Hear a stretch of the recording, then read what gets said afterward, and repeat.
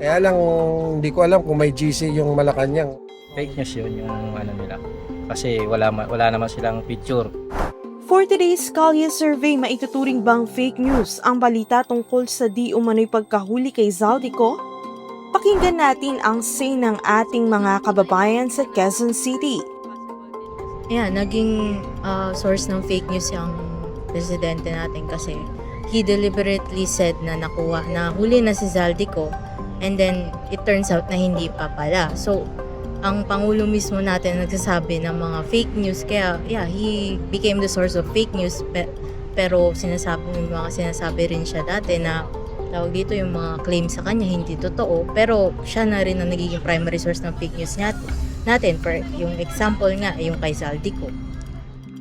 Para kay ate, mahalagang maging tama ang impormasyong lumalabas, lalo't may mga isyong dapat sagutin sa flood control projects.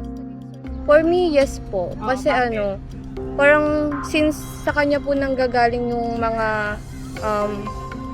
mga tawag dito, mga information na kailangan malaman ng tao.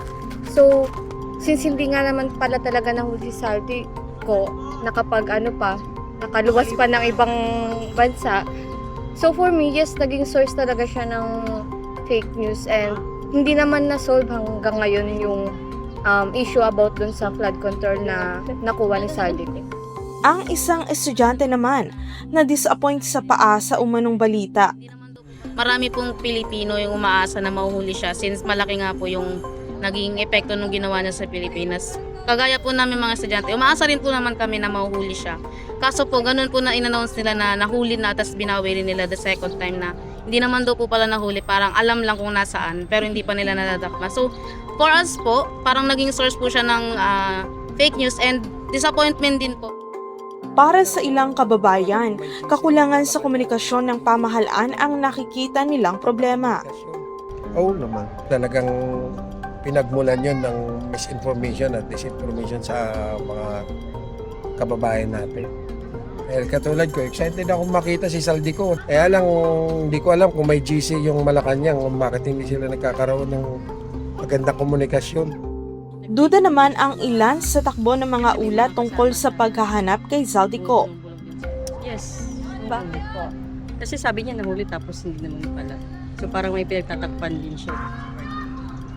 Or possible din kasi na na nag-base lang din siya sa mga, syempre may mga kasama siya na bumubulong-bulong din siguro sa kanya. Pero syempre hindi. Pangit pa rin. Hinahanapan naman ng ebidensya ng ilang netizen ang mga lumalabas na balita. Nililigaw lang nila yung mga issue kasi sinabi na hinto. Wala namang words na magkaiba naman yung nahinto sa nahuli. Fake news yun yung nila. Kasi wala naman silang picture, walang video. Sa social media ngayon dapat yun yung mga ang tao ngayon to see is to believe na . Sa ngayon, nagpapatuloy ang mga legal na hakbang ng pamahalaan para mapauwi sa Pilipinas si Ko na nag-a-apply raw ng asylum sa France. And that's it for today's Kalye survey. Dito lamang sa Pinoy Kalye TV. See you next time!